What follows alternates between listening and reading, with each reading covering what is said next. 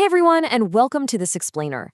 Today, we are diving headfirst into a seriously dark, cinematic fantasy tale of absolute betrayal, suppressed magic, and unrelenting revenge.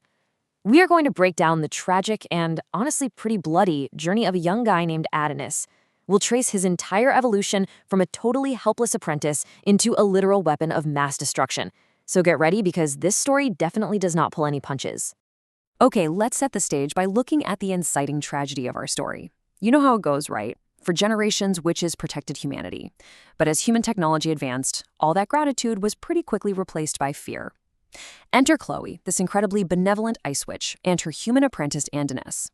While desperately trying to escape the human-led witch hunts of the Radia Empire, they end up cornered. Now, Chloe easily has the power to wipe out her attackers, but she deliberately holds back just to protect Adonis. And that mercy, it leads to her brutal public execution. It's a horrific event that permanently shatters young Adonis's mind, as he's forced to just watch completely helplessly. It really poses this dark question: what happens to a person's soul when their only source of light is violently extinguished? So you might be wondering, how did the Empire even manage to capture a witch as powerful as Chloe in the first place? Well, Emperor Goth deployed this devastating piece of technology known as a photon suppression device. This machine literally strips Chloe of her magic entirely. Emperor Goth essentially said that a witch incapable of using magic is nothing more than a simple woman, and that perfectly captures the Empire's sheer cruelty. He humiliates her, tears her clothes, and forces her to beg for Adonis's life before his soldiers just gun her down. It's this calculated, sickening stripping of dignity that fuels literally everything that happens next. Following Chloe's death, we hit a massive 10-year time jump. Humanity enters what's called the Gear Expansion, which is this huge technological boom built right on the ashes of the supposedly extinct witches. But for a whole decade, Adonis isn't just rotting away in maximum security cell 101. Oh no. He is running non-stop, hyper-realistic mental combat simulations. He's spending every waking second in that cell calculating the exact, most efficient ways to slaughter an entire nation. This brings us to part 1 of our story, The Awakening, Adonis Unleashed. Because when a young prisoner named Roka accidentally hacks into cell 101, a whole decade of pent-up rage is finally let off the leash. Stepping out of his cell, Adonis doesn't just make a run for it. He summons a massive golem and begins systematically devastating the capital city, basically viewing every single citizen as complicit in his master's murder. So how is Adonis, who is just a mere human, remember, pulling this off? He uses something called magical formulation. By systematizing magical mechanisms into these super complex mathematical expressions, he casts spells using a specialized phoenix quill that Chloe actually left for him. He transforms all that simulated combat knowledge into giant machine guns and destructive magic, just effortlessly massacring the Imperial soldiers sent to stop him. Right in the middle of this massacre, we get a really intense ideological clash. It's like looking at two sides of a coin. On one side, Adonis represents absolute vengeance. He genuinely believes humanity must be completely eradicated, claiming nobody is innocent and all humans are his enemies. Droka, on the other hand, is pleading for naive forgiveness. She insists that Chloe, the kind ice witch, would utterly despise this slaughter. But invoking Chloe's name, that only makes Adonis even angrier. But then, Droka drops an absolute bombshell to stop his rampage. She reveals two massive secrets.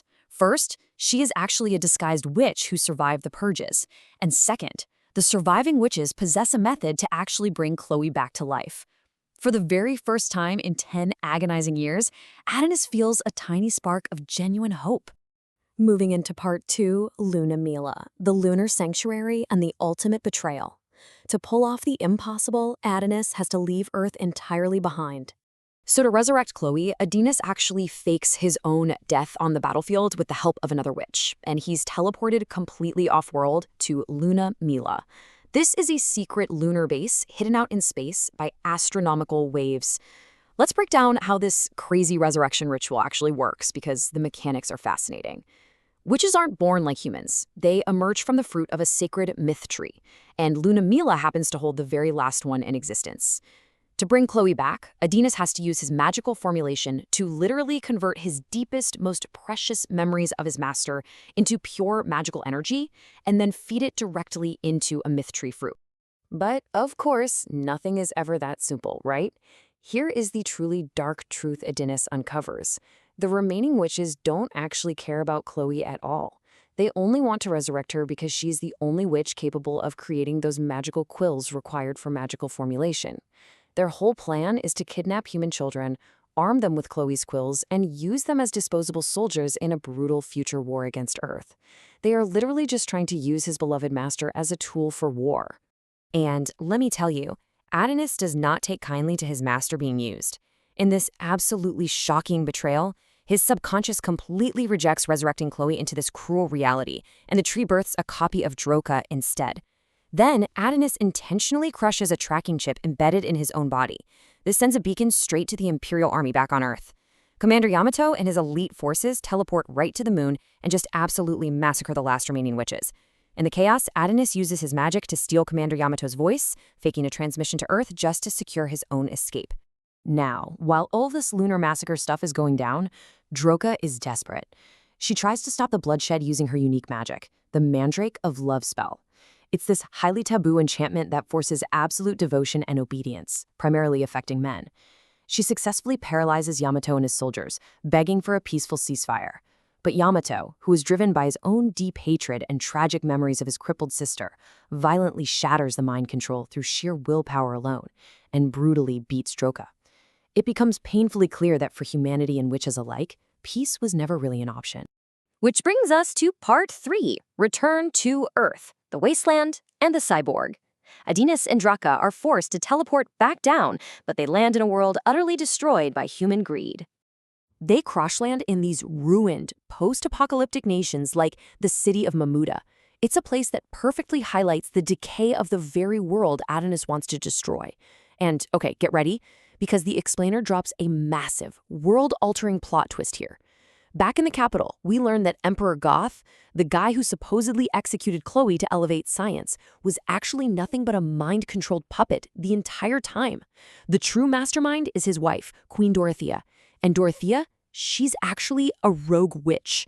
She orchestrated the genocide of her own entire race just to eliminate any competition, using the exact same love spell that Draka possesses to basically rule all of humanity from the shadows.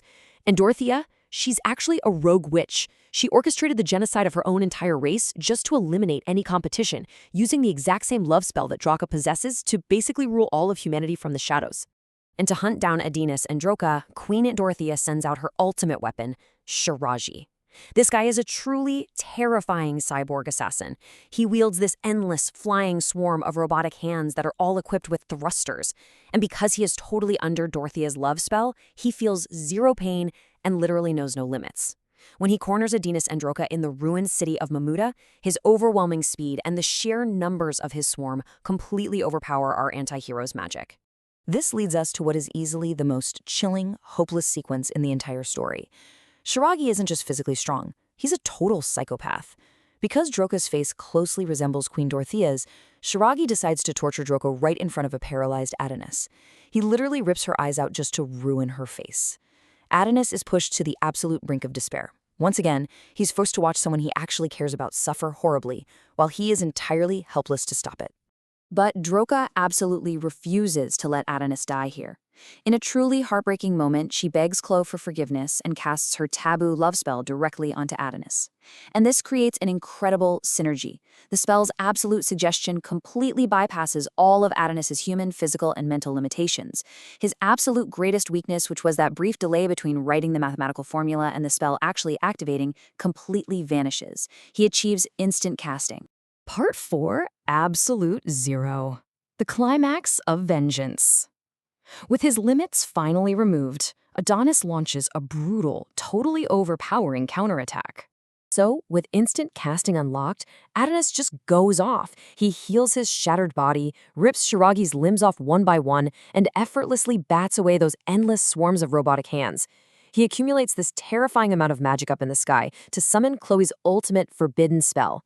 Just to put the sheer magnitude of Adonis's unchecked power into perspective for you, he unleashes an absolute zero blizzard that flash freezes an entire ruined city in an instant. literally 1 second to the next. Shiragi, the swarm, the wasteland itself, everything is just locked in a towering block of eternal ice. And in doing so, Adonis keeps a promise he made to his master a long time ago to only ever use this devastating spell to protect someone. As the ice finally settles, the board is being set for an absolutely massive conflict. In the present, Adonis looks down at a blinded Draka and vows that he will somehow restore her eyes. Looking to the near future, the power-hungry Queen Dorothea, who is practically worshipped by her enchanted citizens, is actively preparing to declare a massive global war on all the remaining human nations. And looming darkly in the background, Commander Yamato's little sister, Yuki, has just awakened as a heavily modified cyborg herself, and she is absolutely hell-bent on avenging her brother's death at Adonis's hands. Which brings us to the very core of this dark journey. Throughout this explainer, we've watched Adonis willingly sacrifice his humanity, his potential allies, and honestly his own sanity, all just to hurt those who hurt his master. Droika warned him from the start that diving into all this hatred would just make him exactly like the cruel humans he despises. But to Adonis, this bloody vengeance is quite literally the only proof that Chloe ever lived. So I want you to ask yourself, if revenge destroys your own heart, what happens when it becomes the only proof that you ever existed? It's a deeply hollow, devastating cost, and it leaves us absolutely desperate to see exactly where this path of absolute vengeance